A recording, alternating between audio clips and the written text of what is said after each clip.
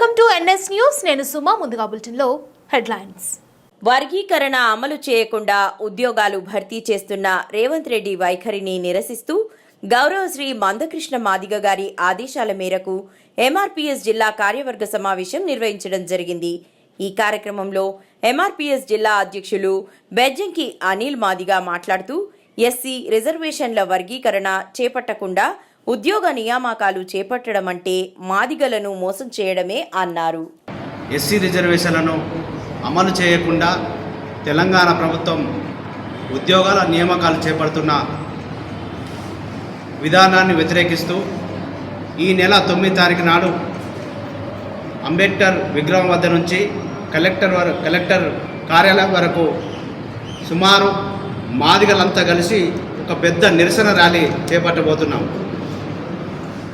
Supreme court SC రిజర్వేషన్ల వర్గీకరణ బిల్లును రాష్ట్రాలు చేసుకునే హక్కు అని ఇచ్చిన తర్వాత తెలంగాణ ప్రభుత్వం ఎస్సీ వర్గీకరణ చేయడానికి మేము ముందున్నాం.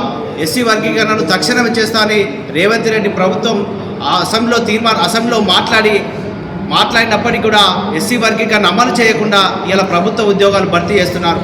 ప్రభుత్వ ఉద్యోగాలు భర్తీ చేయడం అంటే రేవంత్ రెడ్డి ప్రభుత్వం మాదిగలను మోసం చేయడం అనే విషయాన్ని మాకు స్పష్టంగా అర్థమైంది.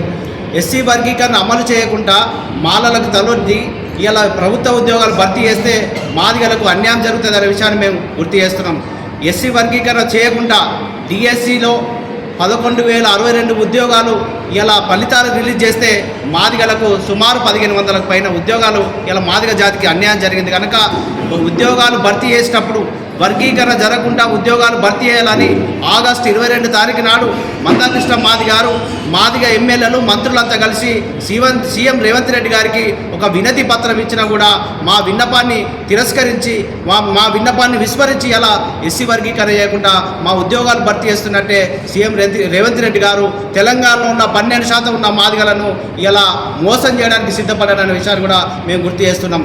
ఇలా మాదిగలను మోసం చేసిన ఏ ప్రభుత్వాన్నైనా భూభాగంలో తొక్కిన చరిత్ర ఎంఆర్పీఎస్కు ఉంది. ఈ చరిత్ర తెలియని ముఖ్యమంత్రి రేవంత్ రెడ్డి కాదు. ఖచ్చితంగా వర్గీకరణ చేయకుండా మీరు ఉద్యోగాలు భర్తీ చేస్తే మాదిగలకు ఉద్యోగపరంగా అన్యాయం జరుగుతుంది, విద్యాపరంగా అన్యాయం జరుగుతుంది, అనేక సంక్షేమ పథకాల్లో మాదిగ జాతికి అన్యాయం జరుగుతుంది. కనుక ఖచ్చితంగా వర్గీకరణ చేసిన తర్వాతనే మీరు ఉద్యోగాలు నియామకాలు భర్తీ చేయాలని మేము గుర్తు చేస్తున్నాం.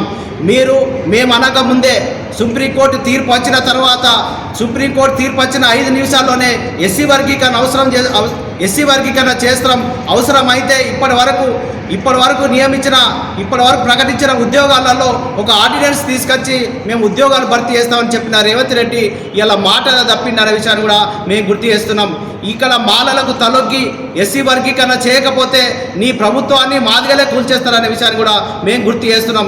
వర్గీకరణ చేయకుండా ఎట్లాంటి ఉద్యోగాలు చేపట్టినా మేము తెలంగాణ రాష్ట్ర వ్యాప్తంగా గౌరవశ్రీ మందకృష్ణ మాదిగ గారి నాయకత్వంలో పెద్ద ఎత్తున నిరసన కార్యక్రమాలు చేయబోతున్నాం.